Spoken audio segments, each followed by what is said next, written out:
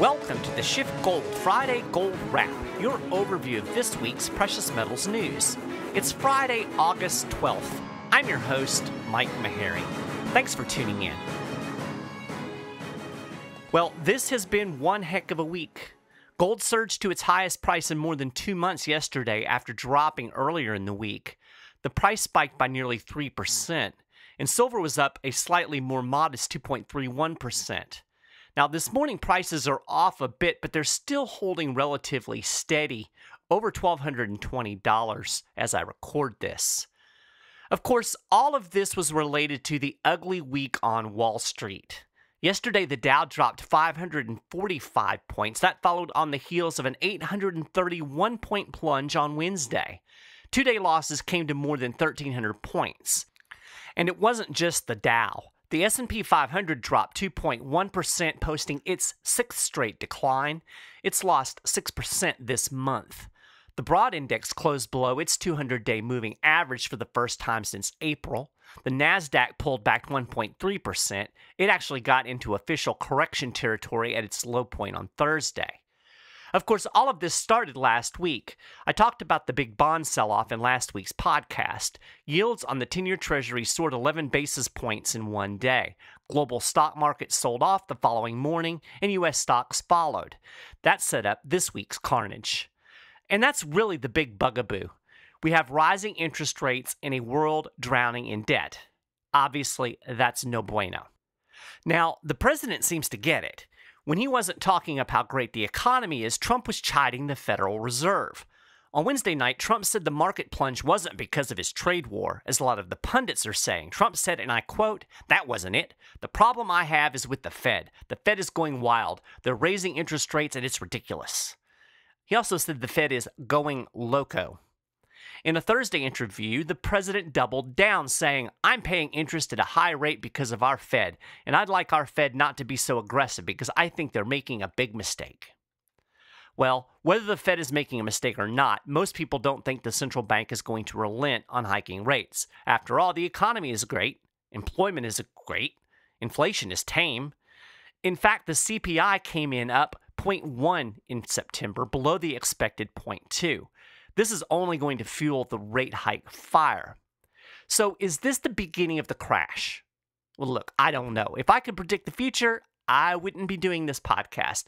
But I do know that the dynamics are in place. Just look at what happened when yields went up a bit last week.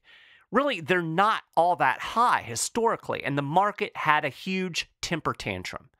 Now, it might recover like it did in February. This may just be a normal correction like all of the pundits are saying, but even if it is, it's still a warning sign. It's a peek into the future because the Fed is going to keep nudging up rates. And the Treasury Department has a lot more bonds to sell. That's a huge part of this problem that people aren't really talking about. The government is flooding the world with bonds. It has to finance its massive debt. The Treasury Department plans to sell another $1 trillion in bonds next year.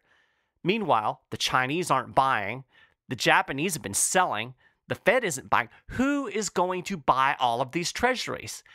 This is a big reason that we see yields going up. There is a bond glut. It's simply supply and demand. Interest rates aren't going to start going down anytime soon. We are awash in government debt, corporate debt, and household debt. That's not going to magically disappear. Just do the math, ladies and gentlemen. Whether this is a correction right now or not, the bears are right around the corner. A guy on Facebook was giving me crap the other day when I was trying to explain why the booming Trump economy isn't going to last. He said I was like a broken clock. At some point, I'll probably be right just because I keep saying the same thing over and over. But so far, the bad news hasn't come to pass. Ooh, burn, right? Well, you know, I was thinking about this, and it is something of a broken clock kind of thing, right? It is, after all, a business cycle. Cycle being the key word. Look, I don't claim to know when or how. We may look back in 6 months and say the crash started this week, or it may recover and limp along for a few more months. But the important thing to look at is the dynamics. We have over a decade of easy money. That's created malinvestments and bubbles. We have record levels of debt in every sector. The easy money punch bowl is being taken away. Interest rates are rising. The bubbles are going to burst. It's just a matter of time. The party goers are already throwing a fit. Are they going to go out the door today or tomorrow? I don't know, but I do know they are going out the door. Speaking of debt, we got the latest consumer debt data from the Fed this week. Americans are still borrowing billions of dollars to finance the booming economy. U.S. consumer debt increased by $20.1 billion in August alone, pushing total consumer credit to a record $3.94 trillion. Revolving credit balances swelled by another $4.8 billion in August, after a $1.4 billion increase in July. That's basically credit cards. Americans' credit card balances are growing by an annual rate of 5.6% and currently stand just over $1 trillion.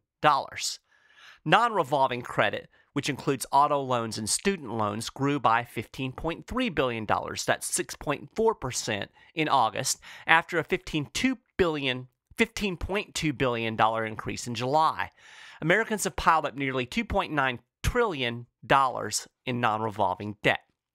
Now, this is actually kind of funny. Funny more in a uh-oh kind of way than a ha-ha way. Fed Chairman Jerome Powell said late last month that household balance sheets are in good shape, and economists expect consumer spending to add to economic growth in the third quarter. So, huge credit card bills are good.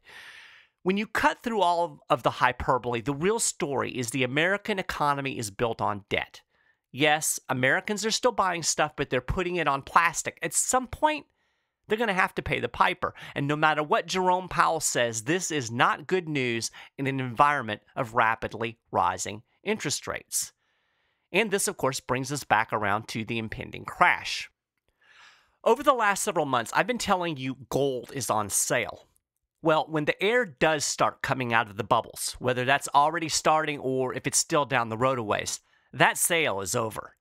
You need to watch the video Peter Schiff released this morning talking about what's going to happen in the gold market. I'll link to that video in the show notes page. The bottom line is we're about to see a sequel to 2008. And like most sequels, it's going to be worse than the original. Yeah, I stole that line from Peter, but hey, it works, okay? Anyway, here's what's interesting about all of this in terms of the gold market. In 2008, gold actually sold off as the financial crisis unfolded.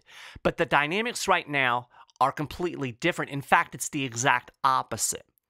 Like I said, when the financial crisis hit in 2008, the price of gold fell. Why? Because the yellow metal had already rallied to a record high of $1,000, well, over $1,000 in the summer of 2008.